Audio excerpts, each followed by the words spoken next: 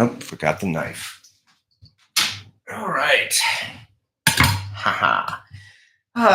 Good morning, everyone. We are only a day late with this. I had wanted to do this yesterday morning, St. Patrick's Day, but unfortunately, it turned out I had to run an emergency errand at the last minute. So, well, there was no choice but to postpone this until this morning because we're going to be slow cooking all day. But nonetheless, here we are.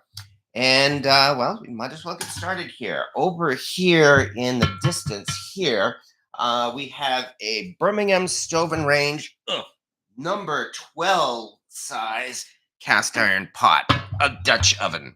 So yeah, when I make corned beef and cabbage, I go all out. Let's get this out of the way. Let's move the lid for the moment. Let's also, no, yeah, careful. Also, let's start preheating the oven to 250 degrees. So let's do that.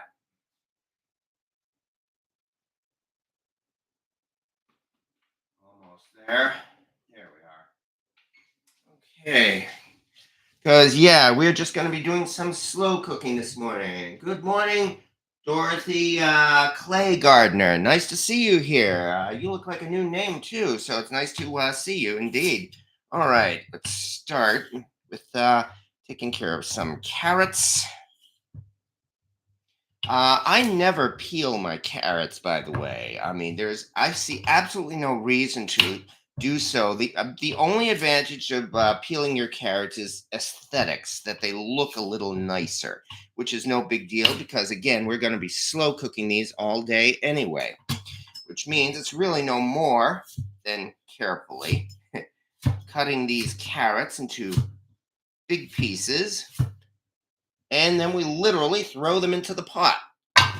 That's one thing I like about making this dish. All we really have to do is chop up our vegetables and literally throw them into the pot. We don't even need to be what's the word? Oops, just dropped a piece. Ugh, always. I'm thinking that if your skill at being a good cook is inverse to how much food you drop on the floor, I still have a long way to go before I'm a good cook. Well, I do my best. All right. But yeah, I mean, it's really as easy as that. There we go. Number 3. And number 4 coming up. And the microphone is right by the pot, too, so I know you could hear it when I toss these things into the pot. Hello as well to Rodney Parks. Good morning from Georgia. And Sam Ostroff. Well, yes, I do agree this is not the usual time when we do these live videos, but it's because, well, number 1, my work starts in a little less than, no, in just about 45 minutes, and I want to slow cook this stuff all day. There we go. So, which means I have to start it in the morning. So might as well do this live, give myself a little bit more incentive. And here come the red potatoes, which of course you also don't peel. Red potatoes are especially delicious with the peels on. Also saves that much more effort. And there goes another piece. Told you. So far, that's number 2.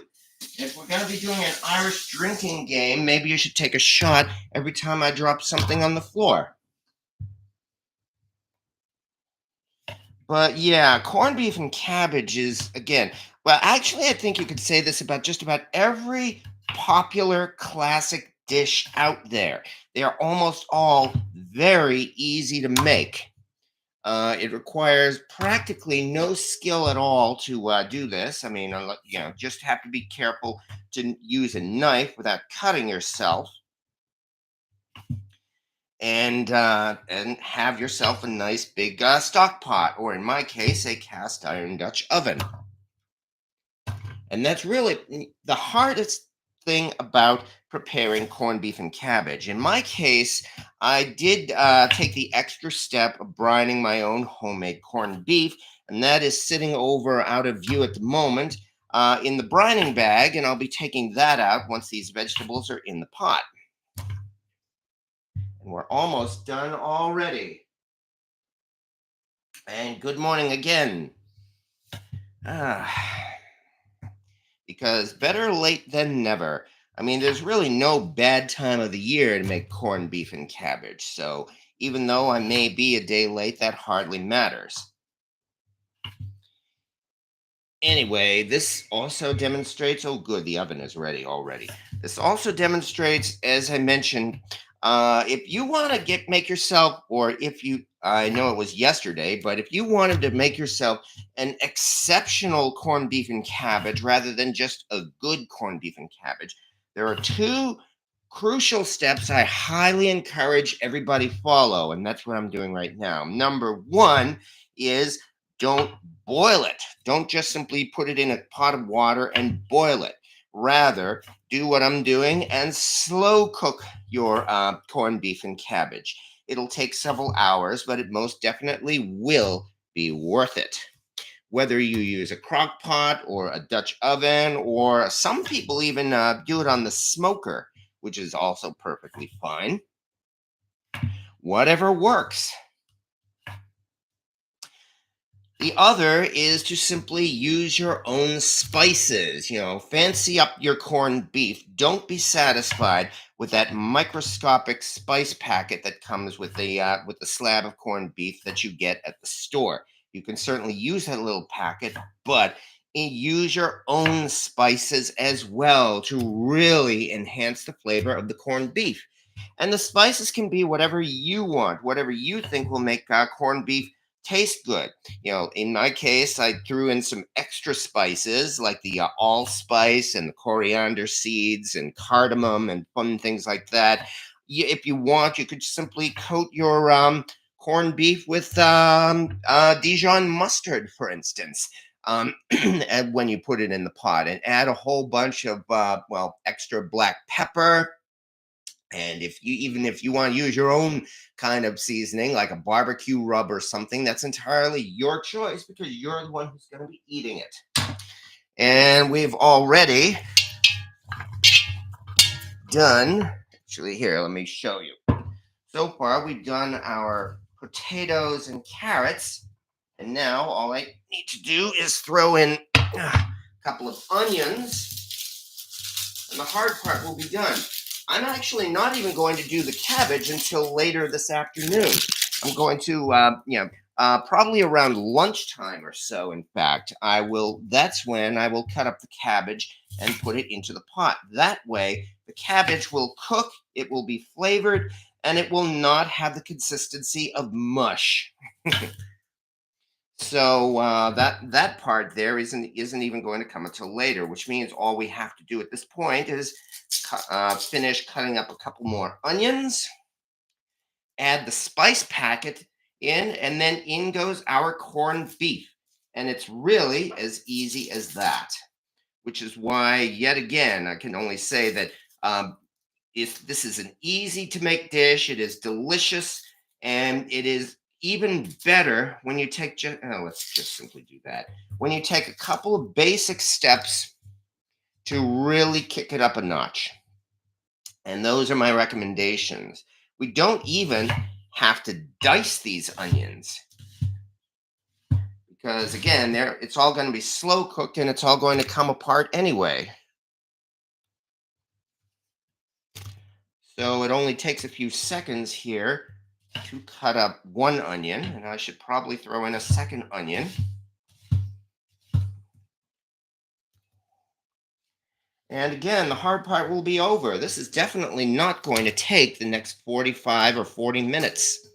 In fact, if anything, I think we'll probably be done in about 10 to 20 minutes, which is perfectly fine because again, it's an early morning yet. A lot of people are getting ready for work, and I have no intention of taking up too much of your time, folks. All right, Dijon mustard sounds fantastic. Yes, exactly. That's the whole point. Again, it's your corned beef. You can put what you want in it. There are really no rules other than whatever tastes good for you. In fact, having said that, I think I actually have some Dijon mustard in the fridge. That does sound like a pretty darn good idea. I mean, I just said that off the cuff. And I think I might as well do that because that'll definitely add some flavor to this corned beef, that's for sure. Because again, that's the other thing, especially with the vegetables. After going all through all this effort to cook the corned beef and cabbage, you've got to get people to eat it, especially the vegetables. You know what often happens when this is all done? People eat all of the meat, and you end up with this big plastic Tupperware container full of cold, soggy vegetables that sits in the back of the refrigerator for 2 weeks until you have to throw it out. Or, or maybe tomorrow morning, time to get out that same tub of soggy vegetables and make corned beef hash, which in Great Britain they call bubble and squeak. All right, let me. Since I have this here, let's just throw these things into here. I'll throw them out in a little bit.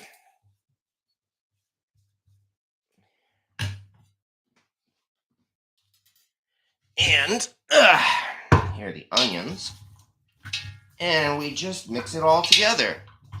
Nothing to it. Which means now we have one other thing to do. Here is a tiny little cheesecloth bag. And here are the extra spices that we reserved. Nope, this isn't it. Here it is. Here are the extra spices that we reserved when we cooked these about a week or so ago, and I had so many fumes that I was coughing like a dying man. But yeah, these we had reserved from these spices. You got some cinnamon sticks, a whole bunch of little spices in there, including toasted garlic and other fun things like that. And let's see how much of this I can get into this cheesecloth bag. Um, some years I did just simply pour all of these right here into the pot. The only problem is then, of course, it means they get into the food. And yeah, I don't think anybody wants to eat a soggy, well cooked cardamom pod and coriander seeds along with their vegetables. Try to do this as carefully as I can.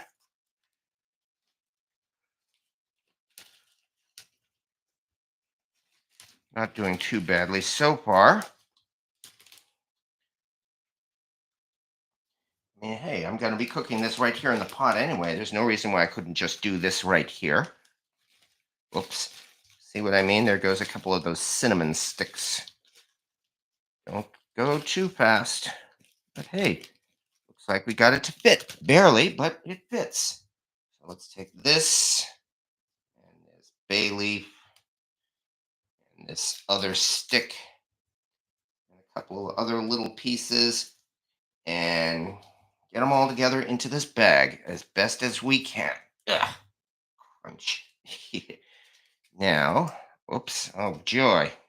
A cheap cheesecloth bag, all right. String came out. All right, well then we will have to do it the hard way. I just know this whole thing's gonna come apart. Well, just do the best I can. What else can you do?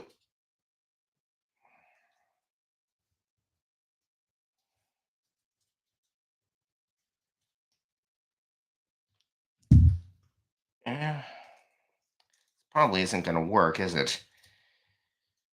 Okay, I'll try one more time. In fact, this cheesecloth bag is too small. That's part of the problem. Oh well. If it doesn't work, then it doesn't work. I will just bury this on the bottom so that if and when it comes apart, they should all just be at the bottom of the pot. Well, actually, it looks like it may very well be working, more or less. Okay. Note to self. Next time, use a bigger bag. Well, there's always next time. Ha! Ugh. Hey, look, got it. Don't know if it'll hold over 8 hours, but well, all we can do is find out. Let me just tie one more knot, and then we'll be done with this part.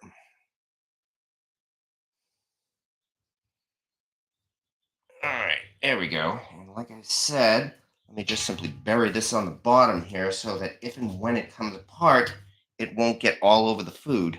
Okay, there we go. Now we only have one more part and into the oven it goes. That cheesecloth bag is a great idea. Where do you get those? I just buy them at the supermarket. I think I got that at Price Chopper or maybe Walmart. They're actually very easy to get. Nothing fancy going on here. I really didn't go out of my way. Well, for some of the spices, I kind of went out of my way. But other than that, time now for the corned beef. If you remember from last week, there are 3 huge slabs of corned beef in here. There is like about 13 pounds of it, and I cut it into thirds. I'm not going to do all 3 of them. I'm just going to take one of them. And the other 2, I've got some 2-gallon Ziploc bags. I'm going to put those into the other Ziploc bags. And I don't see any way of doing this because I know I can't untie this silly thing. Can I? I'm not going to spend forever. No, I can see I'm not. Well, that means I'll just have to get the brine all over here, and then I'll have to wash this out. Oh well. The things we do for this hobby. However, here is one slab of corned beef.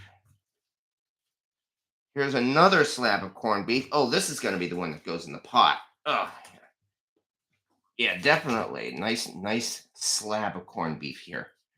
So, move this to the side. Put this here.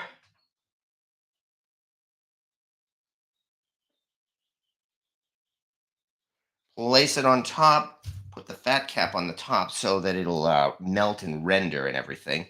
And it's really as easy as that. Now, what did I say about that Dijon mustard? Yeah, let me rinse off my hands first.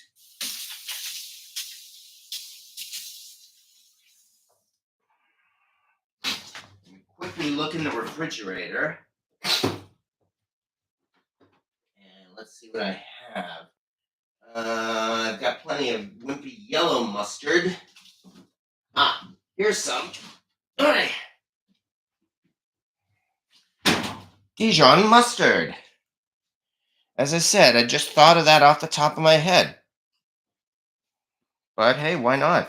Sounds like a decent idea. Come on.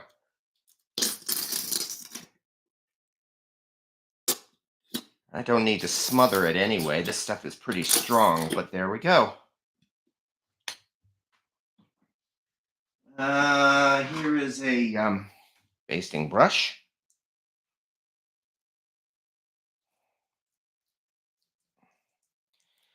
And one other crucial ingredient.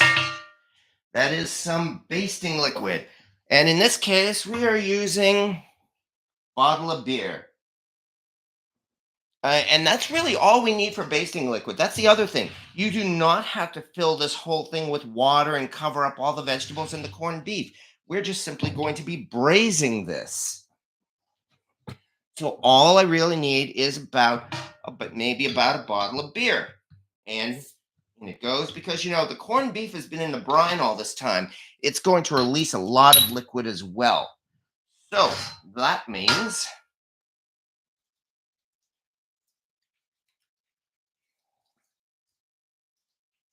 in we go.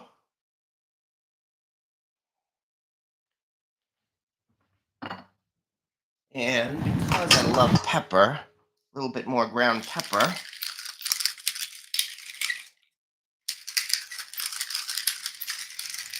And that's it. And this is why I used my 4th biggest cast iron pot. I mean, this is probably like maybe a 5-pound slab of corned beef. I've got a good couple of pounds at least of red potatoes, as well as the carrots and the onions. So yeah, this is much bigger than your typical crock pot. And that's another reason why I love using a Dutch oven to make corned beef and cabbage.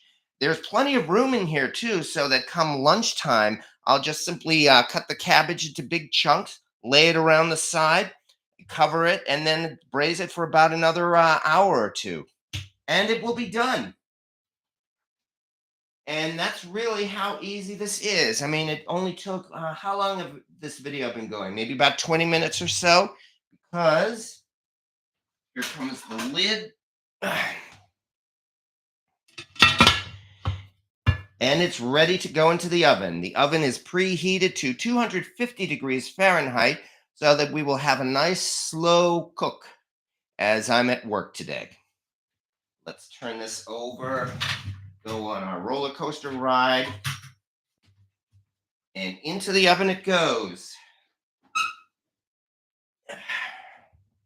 Oh boy.